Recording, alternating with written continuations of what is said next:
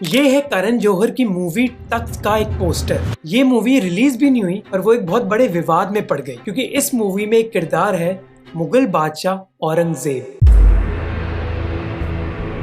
एक ऐसा ऐतिहासिक व्यक्ति जिसके ऊपर इस पॉलिटिकल लीडर ने अपने टॉयलेट का नाम रख दिया औरंगजेब के खिलाफ बदला लेने के लिए। आपने हाल ही में वाराणसी में एक विवाद देखा होगा ज्ञानवापी मस्जिद के बारे में, जहां ये आरोप लगाया जा रहा है कि ये मस्जिद बनाया गया था एक मंदिर को नष्ट करके बादशाह औरंगजेब के आदेश पर। मामला तो ये मंदिर है, था और रहेगा। इनफैक्ट औरंगजेब के भाई दारा शिकोह ने खुद अपने भाई को नमाजी बुलाया, पर कुछ लोग कहते हैं कि औरंगजेब को हम बस समझ नहीं पा रहे। जैसे ये बताया जाता है कि कैसे औरंगजेब ने एक फरमान दिया था बनारस के मंदिरों को बचाने के लिए। हरबंस मुखिया जैसे हिस्टोरियंस ने बात करी कि हम किसी भी ऐतिहासिक व्यक्ति को आज के समाज के रूल से परख नहीं सकते। तो सच क्या है, क्या हम औरंगजेब को समझ नहीं पाए या फिर वो वाकई में एक दुष्ट बादशाह थे? तो इस वीडियो में हम 3 चीजों के बारे में बात करेंगे। औरंगजेब की दारा शिकोह के खिलाफ लड़ाई के बारे में, औरंगजेब की हिंदू के खिलाफ पॉलिसीज और औरंगजेब ने सिखों के साथ क्या किया। और मेरा उद्देश्य है आपको ये दिखाना कि इन तीनों चीजों के बारे में दोनों साइड के हिस्टोरियंस ने क्या बोला है। तो इस वीडियो को जरूर देखिए। औरंगजेब के अत्याचार, उसके आतंक का इतिहास साक्षी। और अगर ये वीडियो अच्छा लगे तो सब्सक्राइब जरूर करना, क्योंकि उसी चीज से हम ऐसे वीडियोस बना पाते हैं। मुहीउद्दीन मोहम्मद औरंगजेब का जन्म हुआ था गुजरात के दाहोद शहर में, और वो शाहजहां और मुमताज महल के 6वें बच्चे थे। बहुत छोटी उम्र से ही वो मुगल एम्पायर की राजनीति में फंस गए थे। जैसे उनके जन्म के कुछ साल बाद औरंगजेब के पिताजी शाहजहां ने विरोध स्टार्ट किया था अपने पिताजी जहांगीर के खिलाफ, क्योंकि शाहजहां को पता चला कि उनकी सौतेली मां नूरजहां बादशाह के लिए किसी और को समर्थन दे रही है, और नूरजहां उस समय बहुत प्रभावशाली थी मुगल एम्पायर में। इस वजह से शाहजहां ने एक विरोध स्टार्ट किया, पर इस विरोध को बादशाह जहांगीर ने बहुत जल्दी दबा दिया, और शाहजहां को सजा देने के लिए जहांगीर ने शाहजहां के बेटे औरंगजेब और दारा शिकोह को किडनैप कर दिया। उस समय औरंगजेब बस 8 साल के थे। जहांगीर की मौत के बाद शाहजहां ने अपने भाई को मार गिराया और वो बादशाह बन गए, जिसके बाद औरंगजेब फाइनली अपने माता पिता से मिल पाए। जिसके बाद औरंगजेब की एजुकेशन, तालीम, शिक्षा स्टार्ट हुई। औरंगजेब ने राजनीति, मिलिट्री टैक्टिक्स और इस्लाम के बारे में सीखा। हिस्टोरियन जदुनाथ सरकार ने बताया कि एक बहुत छोटी सी उम्र से ही औरंगजेब कुरान और हदीस में एक्सपर्ट बन गए थे। कहा जाता है कि औरंगजेब कई बुजुर्गों से मिलते थे जो इस्लाम में एक्सपर्ट्स थे और उनसे बात करते थे। फिर औरंगजेब इस्लाम की एक गहराई में भी चले गए, वो भी कंजर्वेटिव इस्लाम की गहराई। कहा जाता है कि बादशाह बनने की बजाय उनका इस्लाम पर ज्यादा ध्यान था। फ्रांसवा बर्नियर, जो उस समय भारत में यात्रा कर रहे थे, उन्होंने कहा कि जब शाहजहां ने औरंगजेब को डेक्कन का वाइसरॉय बनाया तो औरंगजेब ने कहा कि वो ज्यादा खुश तब होंगे जब वो एक फकीर बन जाएंगे, और वो चाहते कि वो अपनी पूरी जिंदगी इस्लाम के बारे में ही सोचे। इनफैक्ट वो इस्लाम को इतना सीरियसली लेते थे कि एक बार 1645 में जब औरंगजेब को समरकंद भेजा गया उस पर कब्जा करने के लिए, तब लड़ाई के दौरान औरंगजेब को याद आया कि नमाज का टाइम आ गया है। वो अपने हाथी से उतरे, उन्होंने जंग के दौरान घुटने टेक के मक्का की तरफ देखा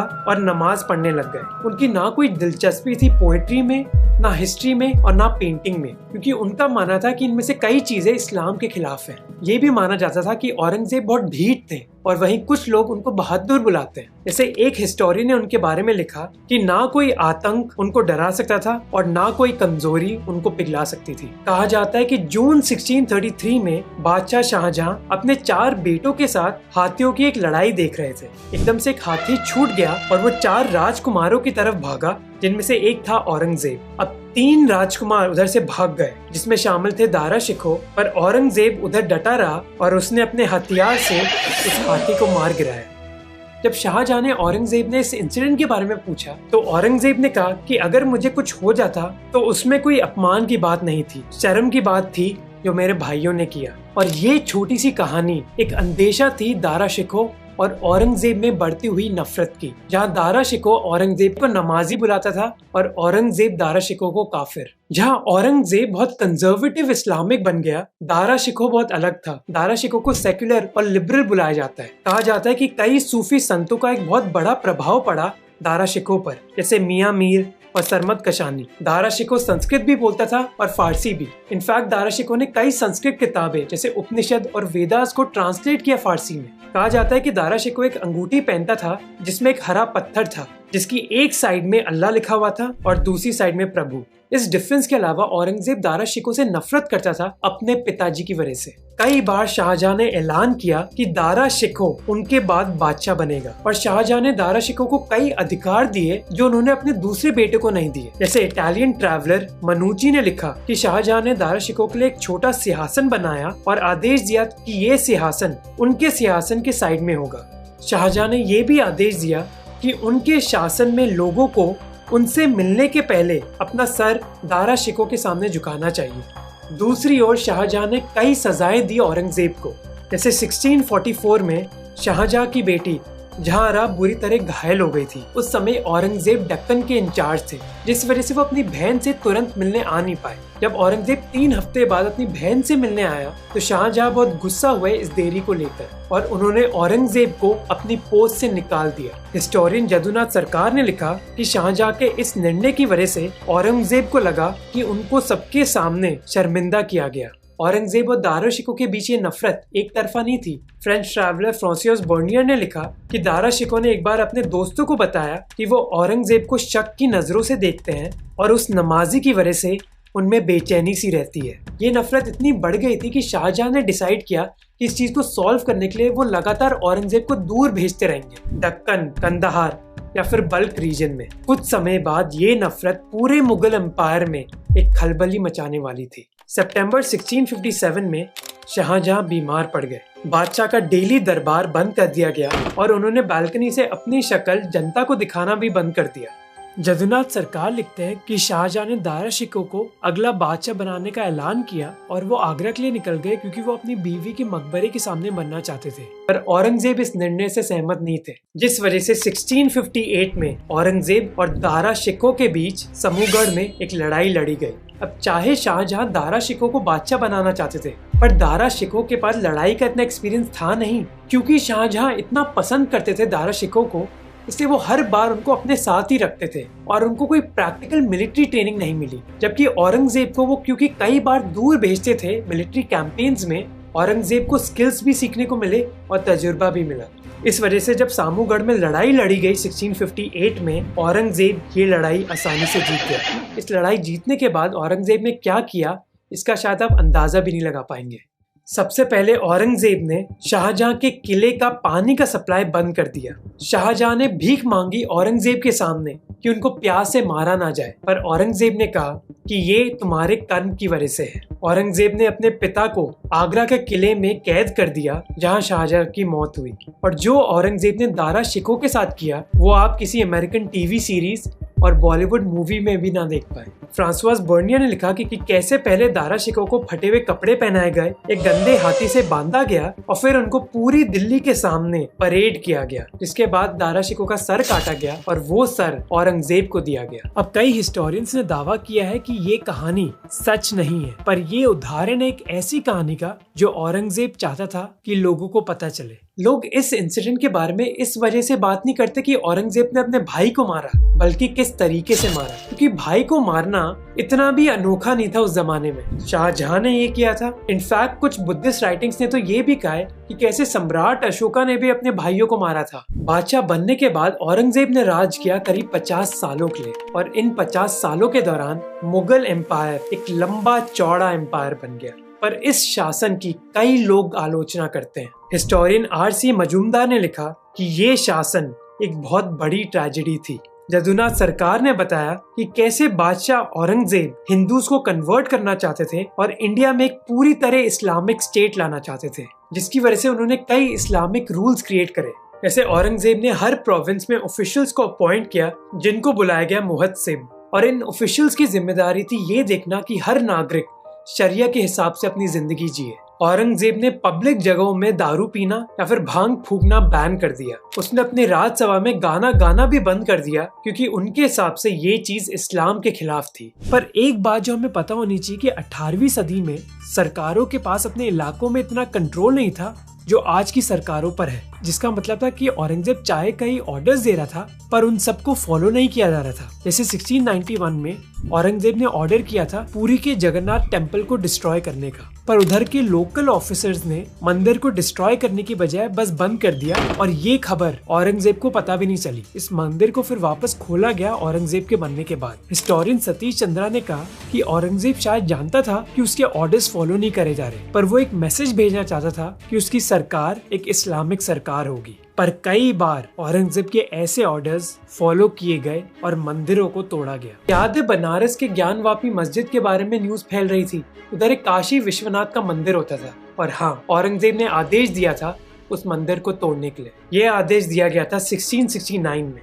पर एक दशक पहले औरंगजेब ने ये भी फरमान जारी किया था कि बनारस के हिंदू मंदिरों की रक्षा करी जाए। तो फिर हो क्या रहा है? औरंगजेब ने फरमान भी दिया कि हिंदू मंदिरों की रक्षा करी जाए और फिर कुछ साल बाद बनारस के मंदिर को तोड़ने का भी आदेश दिया। क्या है इसके पीछे? राजनीति। 1659 में औरंगजेब को बताया गया था कि कई लोग बनारस के हिंदू और कुछ ब्राह्मण को तंग कर रहे हैं जो बनारस के मंदिरों की देखभाल करते हैं। इसी वजह से 28 फरवरी 1659 को उन्होंने एक फरमान जारी किया जहां उन्होंने कहा कि नए मंदिर नहीं बनने चाहिए, पर पुराने मंदिरों को कोई कुछ नहीं करेगा और उन जगहों के हिंदुओं को कोई परेशान नहीं करना चाहिए। पर 10 साल बाद सिचुएशन बदल गई। रिचर्ड ईटन ने अपनी किताब में लिखा कि 1669 में औरंगजेब के खिलाफ बनारस में एक विरोध हुआ। ये विरोध किया उन मकान मालिकों ने जो छत्रपति शिवाजी महाराज का समर्थन करते थे। छत्रपति शिवाजी महाराज औरंगजेब के लिए एक खतरा थे। उस समय शिवाजी महाराज एक इंडिपेंडेंट मराठा स्टेट बनाने की कोशिश कर रहे थे, जिसकी वजह से उन्होंने कई मुगल टेरिटरीज पर अटैक किया। जैसे 1664 में उन्होंने सूरत पर अटैक किया, जो मुगल इंडिया का सबसे अमीर शहरों में से एक था। इस चीज की वजह से औरंगजेब ने अगले साल शिवाजी महाराज के खिलाफ एक आर्मी भेजी। लड़ाई जीतने के बाद औरंगजेब ने छत्रपति शिवाजी महाराज को आगरा में कैद कर लिया, पर लोकल्स की वजह से शिवाजी महाराज एक टोकरी में बैठकर बच निकल पाए थे। जब शिवाजी महाराज के समर्थकों ने एक विरोध स्टार्ट किया औरंगजेब के खिलाफ, औरंगजेब ने आदेश दिया बनारस के मंदिर को तोड़ने का। औरंगजेब ने काशी विश्वनाथ मंदिर चूज किया क्योंकि ये मंदिर बनाया था राजा मानसिंह ने, और कहा जाता है कि राजा मानसिंह के पर पोते ने ही शिवाजी महाराज को बचाने में मदद करी थी। रिचर्ड ईटन कहते हैं कि औरंगजेब का ये फैसला कि वो इस मंदिर को नष्ट करेंगे एक तरीका था राजा मानसिंह के परिवार को एक सबक सिखाने का। ईटन कहते हैं कि ऐसे राजनीतिक फैसलों की वजह से ही औरंगजेब ने मथुरा के भी मंदिर तोड़े, जब जाट और सतनामी कम्युनिटीज ने औरंगजेब के खिलाफ विरोध किया। सतीश चंद्रा कहते हैं कि जब भी औरंगजेब के खिलाफ विरोध हुआ किसी भी एरिया में, उसको लगा कि वो उधर के मंदिरों को तोड़ सकता है। कुछ लोग ये भी कहते हैं कि औरंगजेब पहले राजा नहीं थे जिन्होंने ऐसी चीजें करी थी। 1635 में शाहजहां ने मध्य प्रदेश के ओरछा मंदिर को भी डिस्ट्रॉय किया था, जिसकी देखभाल राजा झाझर सिंह के पिताजी करते थे। शाहजहां ने ये निर्णय लिया क्योंकि उस समय राजा झज्जर बादशाह शाहजहां के खिलाफ प्रदर्शन कर रहे थे। इसी तरह हिंदू राजा हर्ष, जो 11वीं सदी में कश्मीर पर राज कर रहे थे, उन्होंने अपने साम्राज्य के कई मंदिरों को लूटा और पैसा हड़पने के लिए। ये भी दावा किया जाता है कि औरंगजेब ने कई हिंदू मंदिरों और मठ को पैसे भी दिए। हिस्टोरियन इरफान हबीब ने बताया कि कई मुगल बादशाह जैसे औरंगजेब मंदिरों को पैसे देते थे और औरंगजेब ने ऐसा वृंदावन मंदिर के साथ भी किया। पर क्या हम ये बोल सकते कि औरंगजेब निर्दोष थे क्योंकि उन्होंने कई हिंदू मंदिरों को पैसे भी दिए? और उस समय की पॉलिटिकल रियलिटी थी जहाँ कई राजा धार्मिक जगहों को तोड़ देते थे। नहीं, मेरे हिसाब से नहीं। Historian RS. शर्मा भी बोलते हैं कि ये बिल्कुल गलत है कि कुछ लोगों की विरोध की वजह से आप उस पूरी कम्युनिटी के धार्मिक स्थानों को तोड़ दे। फिर औरंगजेब पर एक और आरोप लगाया जाता है, फोर्स्ड कन्वर्जन का। जदुनाथ सरकार कहते हैं कि औरंगजेब ने कई नॉन मुस्लिम्स पर दबाव डाला उनको कन्वर्ट करने के लिए। उन्होंने दबाव डाला कैसे? एक नया टैक्स इंट्रोड्यूस करके। इसको कहा जाता है जजिया। जजिया एक टैक्स है जो एक इस्लामिक स्टेट के उन लोगों पर लगाया जाता है जो अपना खुद का धर्म फॉलो करना चाहते हैं। तो अगर आपको इस्लाम के अलावा कोई और धर्म फॉलो करना है, आपको एक टैक्स देना होगा। बादशाह अकबर ने अपने राज के दौरान इस टैक्स को हटा दिया था, पर एक सदी बाद औरंगजेब ने इस टैक्स को री इंट्रोड्यूस किया। कुछ हिस्टोरियंस का मानना है कि इस पॉलिसी का मकसद था मुस्लिमों की संख्या बढ़ाना हिंदुओं पर दबाव डालकर, और इसमें कोई दोहराई नहीं है कि उस समय कई कन्वर्जन्स भी हुए थे। पर कुछ लोग कहते हैं कि जिजिया का उद्देश्य फोर्स्ड कन्वर्जन नहीं था। इटालियन ट्रैवलर मानुची ने लिखा कि जिजिया का मकसद था बादशाह औरंगजेब की सरकार के लिए और पैसे कलेक्ट करना। हिस्टोरियन सतीश चंद्रा ने यह भी लिखा कि जिजिया का मकसद फोर्स कन्वर्जन नहीं हो सकता, क्योंकि महिलाएं, डिसेबल्ड और गरीब लोगों पर ये टैक्स लागू नहीं किया जाता था। वो उल्टा कहते कि जजिया का मकसद था मुल्लों का समर्थन जीतना। उस समय कहा जाता है कि मुल्लों के बीच बहुत बेरोजगारी थी और औरंगजेब ने आदेश दिया कि मुल्ले जजिया कलेक्ट करेंगे, जो एक तरीका था उनको नौकरी देने का। सतीश चंद्र कहते हैं कि इससे औरंगजेब मुस्लिम से समर्थन चाहते थे राजपूत और मराठास को हराने के लिए। कुछ लोग ये भी कहते हैं कि हम बादशाह औरंगजेब की क्यों बात कर रहे हैं, सम्राट अशोका ने भी ये किया था। अगर औरंगजेब क्रूर शासक था, उसने हिंदुओं को कन्वर्ट किया, बहुत लोग मारे, तो अशोक ने क्या किया? उन्होंने बुद्धिज्म स्प्रेड करने की कोशिश करी और लोगों को कन्वर्ट भी किया अपने सरकार की रिसोर्सेज यूज करके। हरबंस मुखिया कहते हैं, तो ऐसा क्यों है कि हम अशोका को एक बहुत महान बादशाह मानते हैं पर औरंगजेब को नहीं। पर मेरे हिसाब से हम ये भी चीज जस्टिफाई नहीं कर सकते। ये मायने नहीं रखता कि दूसरे बादशाह ने क्या किया। हाँ, ये जरूर है कि हमें दोनों व्यक्तियों को समानता से देखना चाहिए, पर हमारी रिसर्च में क्लियर एविडेंस हमें मिला है कि औरंगजेब ने डिफरेंट कम्युनिटीज के खिलाफ भेदभाव किया, जो जस्टिफाइड नहीं होना चाहिए। पर हिस्टोरियन सतीश चंद्र भी इस चीज से सहमति रखते हैं। और लास्ट चीज है कि औरंगजेब ने सिखों के साथ क्या किया। अब सिखों के खिलाफ विरोध मुगल एम्पायर में एक नई चीज नहीं थी औरंगजेब के दौरान। सतीश चंद्र ने लिखा कि सिख गुरुज के खिलाफ विरोध जहांगीर और शाहजहां के समय भी चल रहा था, पर औरंगजेब के राज के दौरान सिख गुरु की पॉलिटिकल पावर अपनी कम्युनिटी में बढ़ रही थी और उसी समय औरंगजेब ने कई ऐसी पॉलिसीज इंप्लीमेंट करी जो भेदभाव कर रही थी, जैसे मंदिरों को नष्ट करना या फिर जजिया लगाना। इन पॉलिसीज के चलते गुरु तेग बहादुर ने कश्मीर के हिंदुओं को कहा कि उनको इस्लाम नहीं अपनाना चाहिए और ये विरोध बादशाह औरंगजेब की पॉलिसी के खिलाफ था। जब बादशाह औरंगजेब ने ये देखा कि इन सिख गुरुओं की पावर बढ़ रही है सिख समाज में, उन्होंने गुरु को मारने का आदेश दिया 1675 में। सतीश चंद्र ने लिखा, इस निर्णय की वजह से सिखों के बीच एक मिलिट्री भाईचारा डेवलप हो गया और गुरु गोविंद राय, जो 10वें और आखिरी गुरु थे, उन्होंने अपने पिताजी की मौत का बदला लेने का निर्णय लिया। अब इस इंसिडेंट के बारे में भी हिस्टोरियंस बटे हुए हैं। जेडी कनिंघम ने कहा कि औरंगजेब ने सिख गुरु को मारने का आदेश दिया अपनी राजनीति की वजह से। औरंगजेब ने शिया मुस्लिम्स को भी नहीं छोड़ा, उसने डेक्कन सल्तनत को अटैक किया, ये कहकर कि इन सल्तनत के सुल्तान शिया थे, जो औरंगजेब के हिसाब से असली मुस्लिम्स नहीं थे। इसके बावजूद कि औरंगजेब की खुद की माँ शिया थी। मैं 3 चीजें बताना चाहता हूँ। अब पहली चीज है कि ये बहुत जरूरी है कि हम किसी भी ऐतिहासिक व्यक्ति को आज के समाज के रूल्स के हिसाब से ना परखें। दूसरी चीज जिससे हम सभी शायद सहमत होंगे कि हम आज के मुस्लिम्स को सजा नहीं दे सकते उन मुगल पॉलिसीज के लिए जो 300 साल पहले लागू हुई थी। पर इन दोनों चीजों का ये भी मतलब नहीं है कि हमें हमारे इतिहास में हुए भेदभाव की आलोचना नहीं करनी चाहिए।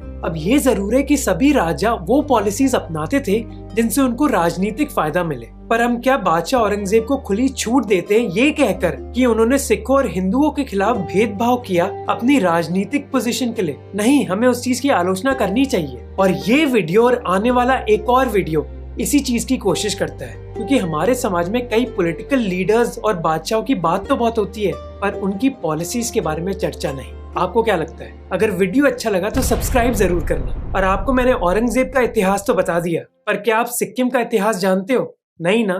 तो ये वीडियो देखो। वैसे तो बोलते हो कि नॉर्थ ईस्ट इंडिया का भाग है, पर उनकी हिस्ट्री तो समझो। तो वीडियो देखना।